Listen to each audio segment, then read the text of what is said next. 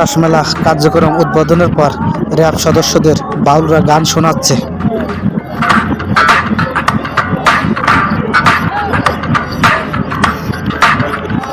Hi guys, এখনও যারা আমার চ্যানেলটি সাবস্ক্রাইব করেননি, চ্যানেলটা সাবস্ক্রাইব করে পাশে থেকে যাবেন।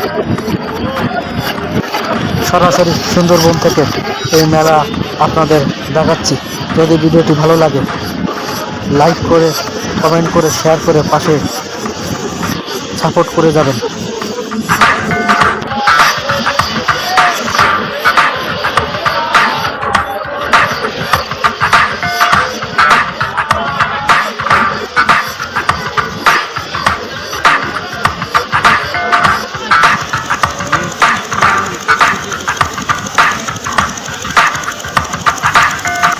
পূজা মণ্ডলে প্রবেশ করার জন্য খুবই সুন্দর এবং আকর্ষণীয় একটা গেট এখানে করা হয়েছে। খুব সুন্দর লাগছে রাসমেলার এই গেটটি।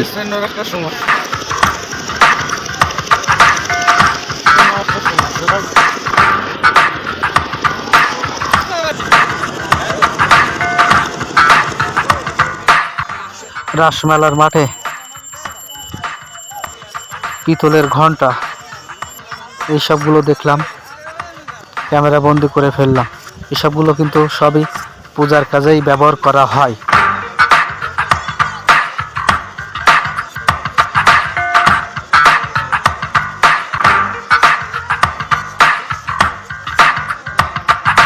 মেলায় পাওয়া যাচ্ছে ঘর সাজানো খুব সুন্দর সুন্দর আসবাবপত্র জিনিস। এখন চলে যাব এক মনোহারীর দোকানে।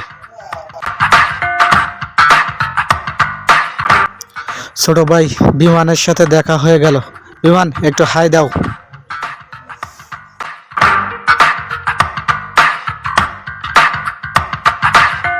বন বিভাগের কিছু বাধ্যবাধকতার কারণে এবার মেলাটি খুব একটা জাঁকজমকপূর্ণ হইহুল্লো হচ্ছে না।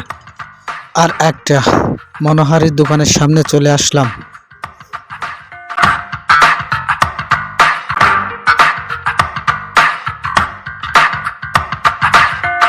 এবার মেলাতে লোক সমাগম কম হলেও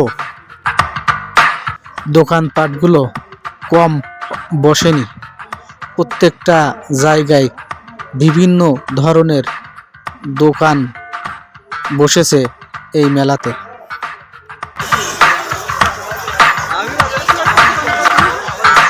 চলো সেন যাবে, খুঁজ দিবে বুঝছো।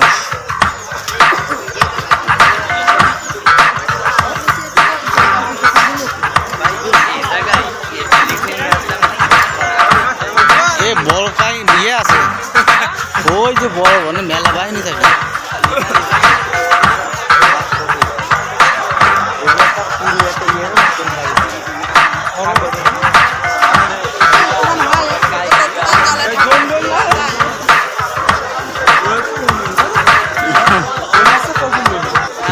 অনেকক্ষণ খোঁজাখুঁজির পরে হঠাৎ চোখে পড়ে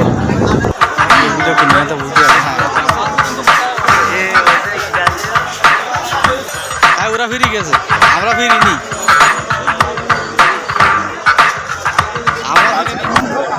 ওয়ান ওর কিছু কোয়ান আগে শরৎ দিয়ে ব্যবসায়ী তপন দা একটু সাক্ষাৎকার দেন। দেশবন্ধু মিডিয়া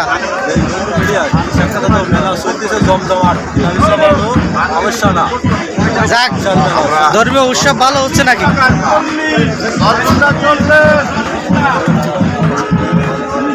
আর এই ভিসা টিকিট ছাড়াই দোকানদারি করতে যায় এই লোকটা আছে না। আমরা আসছি, আমরা থাকবো, আমরা আসছি, আগামীতেও আসবো। মেলা খুব সুন্দর হচ্ছে। হ্যাঁ, বছর থেকে এবছর লোকের সমাগম বেশি। আইন শৃঙ্খলা বাহিনী খুবই কড়াকড়, ঢুকতে দিইনি, খুব ভালো। আগামী বছর যেন আরো সুন্দর আয়োজন হয়, প্রশাসনের কাছে আমরা এই সহায়তা চাচ্ছি এবং আপনাকে ধন্যবাদ জানাচ্ছি আপনার এই সংক্ষিপ্ত ভিডিও নেওয়ার জন্য। জানি না আপনার বাড়ি কোথায়, তারপরেও আপনাকে ধন্যবাদ। ধন্যবাদ ছোট ভাই সালামকে, অসংখ্য ধন্যবাদ এত সুন্দর মূল্যবান একটা সাক্ষাৎকার দেওয়ার জন্য। মেলা শেষে আমরা সবাই মিলে নৌকার উদ্দেশ্যে আবার ব্যাক করলাম। পথিমধ্যে জোয়ারের যে প্রবণতা, ঢেউর যে উচ্ছ্বাসতা, উত্তাল, সেটাই দেখাচ্ছে আমাদের রাকিব। সামনে রাকিব আমাদের পথ দিক নির্দেশনা দিচ্ছে। আমরা কিন্তু ঢেউয়ের পানিতে ভিজতে ভিজতে আমাদের সেই তরিতে উঠব।